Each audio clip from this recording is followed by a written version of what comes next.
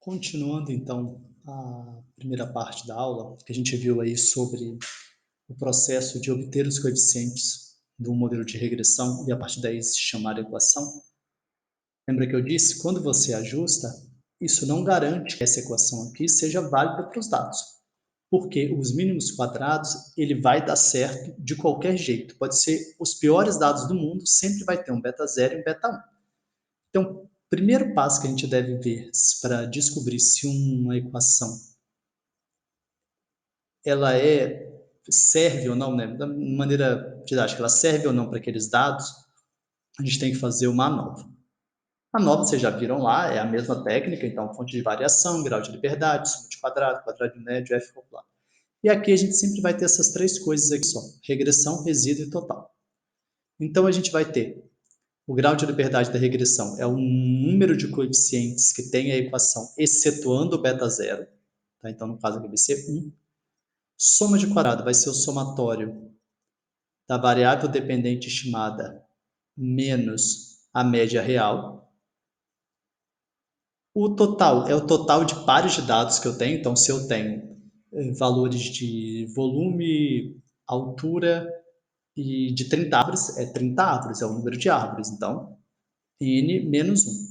E aqui, se você olhar n menos p menos 1, nada mais é do que eu pegar esse valor e diminuir desse valor aqui.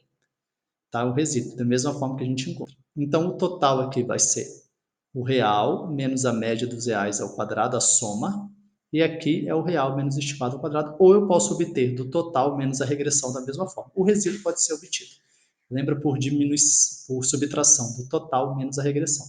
Quadrado médio é a mesma coisa, soma de quadrado sobre o grau de liberdade, como a gente já viu lá em experimentação, e o f calculado é esse V1, que é o quadrado médio da regressão, sobre o quadrado médio do resíduo. Tá? A gente vai usar a mesma tabela de f que tem a mesma, tá? Então é a mesma coisa, não interfere muito. Que n é o número total de dados, então não confundam dados é o número global, é o número total de composição de dados. Então, se eu tenho 30 árvores que tem DAP, altura e volume, se é para volume, se é para ação isométrica, 30 dados de altura e DAP, é esse valor 30, e não 60, que seria a soma dos dois. Número de variáveis independentes do modelo, então é o número de variáveis excetuando beta zero, valores observados para y, valores estimados para a equação de regressão e valor médio de y, tá? Mas é o valor médio observado e não o valor médio estimado. Por isso não tem uma estimativa com um traço, só tem um traço. Cálculo da soma de quadrado. Para facilitar, né, o cálculo por vocês, a gente tem então que o SQ total é os valores ao quadrado. Então, cada valor ao quadrado menos a somatória de todo mundo ao quadrado sobre n. Se você perceber isso aqui, nada mais é do que a correção que a gente fazia. Então, não modificou da gente, porque não pode modificar. A técnica é a mesma. A regressão vai ser beta 1 ao quadrado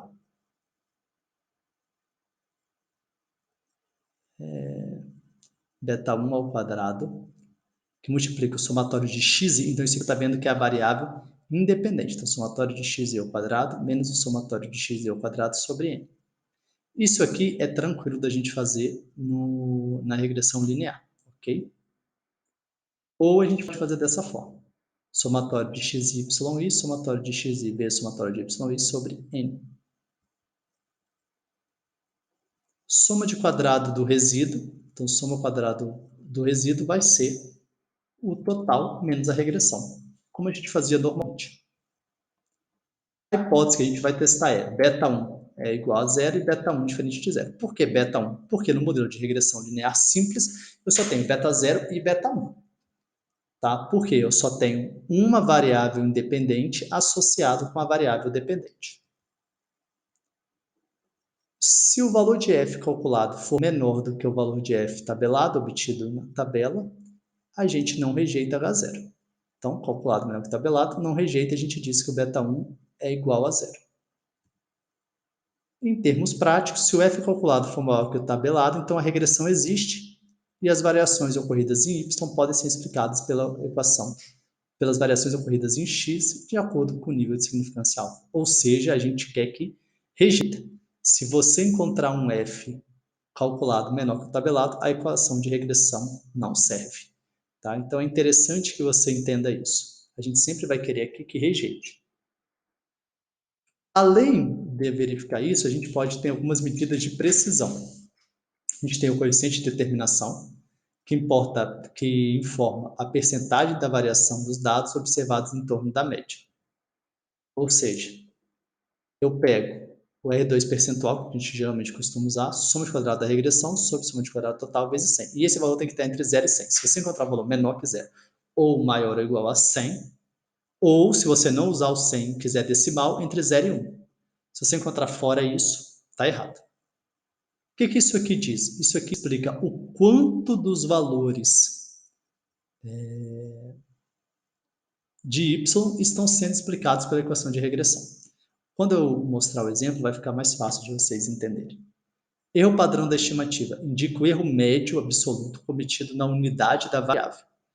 Então, nada mais é do que mais ou menos o quadrado médio do resíduo. Esse erro que não é muito utilizado em trabalhos e nem nos estudos, porque como as variáveis de medição mudam de país para país, é mais interessante que a gente use essa de baixo.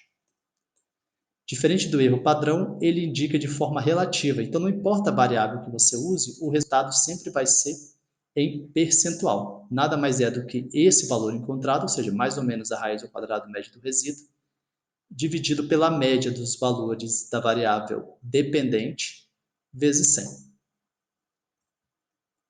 Tá? Eu vou, então, finalizar, mesmo mais curta, essa parte da aula, que daí eu mostro o exemplo de uma vez só no outro vídeo, tá? Que vai ser um exemplo de ajuste de regressão linear simples.